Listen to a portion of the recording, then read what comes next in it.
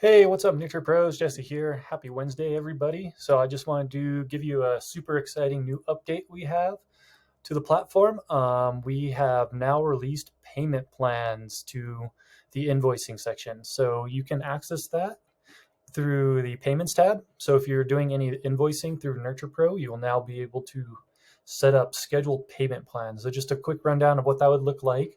We'll go ahead and just start invoice from scratch here so you can see what that looks like. We are going to go ahead and create a new invoice. So we can add a client here. I'll go ahead and add in my test Jane Doe. You can add an address and contact details. If this is in their contact profile, it'll automatically update it. So it could be 123 Test Lane, Testville.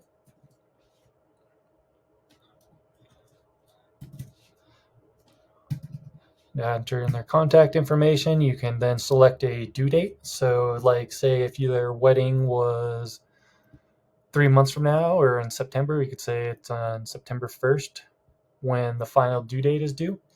Go ahead and add some items here. So we'll add our Opulent Mountain Luxury Wedding Package. You can add upgrades or upsells if you want to, upgrade table package, and we'll add on a bar service. All of these products can be created in your products section under the payments, or you can also just create them right here. If you add an item and go to new item, we could add the DJ service here if we wanted to. Say it's a service, give it a name, the pricing, we'll say that's like $9.97 for the night. Do the pricing at $9.97. And if you want to save it for later use, you can just save it right there, and that will create a new product for it that you will be able to access right in here. So you can see it'll save the item here, so next time when you go to add it, it'll be saved.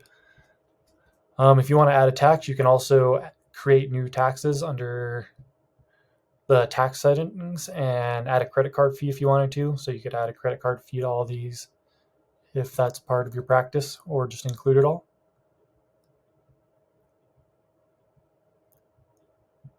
Cool. So we add the credit card fee if you want to, and then right down here is the new bread and butter.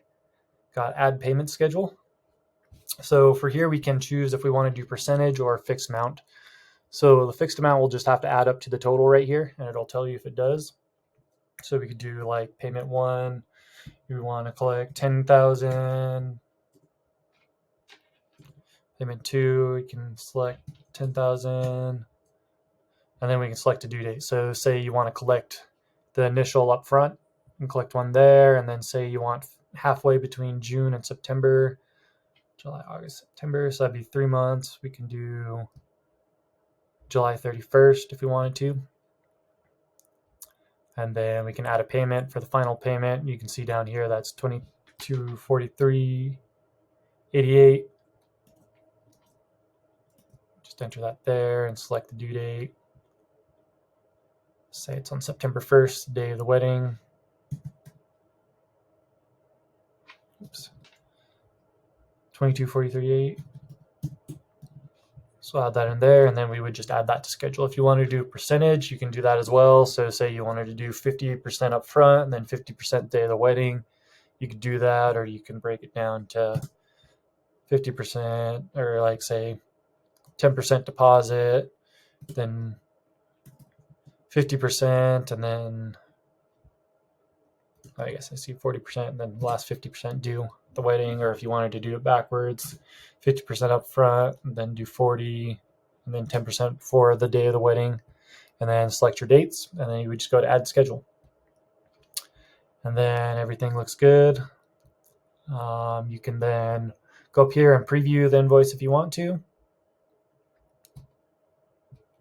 I always like to give it a title up the top here. So in new invoice, I would say like test Jane wedding invoice plus upgrades. You can save it if you want to save it for later, and then you can go ahead and send it. And then it'll give you the option to send out email or text. You can select the email template. You can edit it if you want to change out what the invoice template looks like that'll be sent out. It'll just, as a default, have your logo and then this generic invoice copy, and it will fill out your sender name and then like the account. So that would be your venue name and all that. Preview it if you want to. And then if you want it ready to send it, you can title it.